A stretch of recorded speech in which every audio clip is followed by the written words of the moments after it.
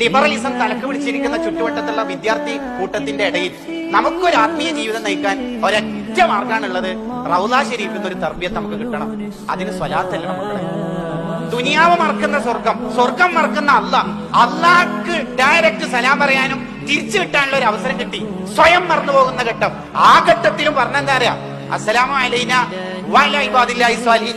എനിക്ക് മാത്രം പോരാ, എന്റെ പാവങ്ങളുണ്ട് ദുനിയാവില്, ഓർക്കും വേണം നിന്റെ സലാം. അപ്പൊ ആ മുത്ത് തങ്ങളെ നമ്മൾ സ്നേഹിക്കണ്ടേ ശരിക്ക്?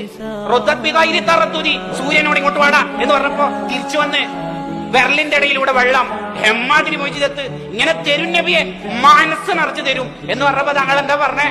മനസ്സ് നിറച്ചു തരും എന്ന് പറഞ്ഞപ്പോ എന്നെ തൃപ്തിപ്പെടുത്തുന്നവരെ തരും, ഉറപ്പല്ലേ? ഓക്കെ, എന്നാ ഞാനൊരു കാര്യം പറയാം. എന്റെ ഉമ്മത്തിൽപ്പെട്ട ഒരു മെമ്പറെങ്കിലും നരകത്തിലുണ്ടെങ്കിൽ എനിക്ക് തൃപ്തിയാവൂല. എന്റെ ഉമ്മത്ത് എല്ലാരും കൂടി സ്വർഗത്തിൽ കിടക്കണം എന്ന്. അപ്പോഴും നമ്മൾ തന്നെ ആ നേതാവിനെ സ്നേഹിക്കുകയാണെങ്കിൽ ഇനി വേറെ പ്രമാണല്ലേ വേണോ? അതങ്ങൾക്ക് സലാത്തല്ലേ, ഇനി വേറെ തെളിവല്ല വേണോ? ഒറ്റോന്നേ പറയുന്നുള്ളൂ. ദിവസവും 50 സ്വലാത്ത് 50 സ്വലാത്ത് എണ്ണിയാൽ അവൻ നാളെ എന്റെ കൈ പിടിക്കും റസൂല പറയുന്നുണ്ട് സ്വല്ലല്ലാഹു അലൈഹി വസല്ലം. ആ കൈന്റെ പവർ ഞങ്ങൾക്കറിയാം. ആ കൈ ഒന്ന് പിടിച്ചാൽ രക്ഷപ്പെട്ടില്ലേ?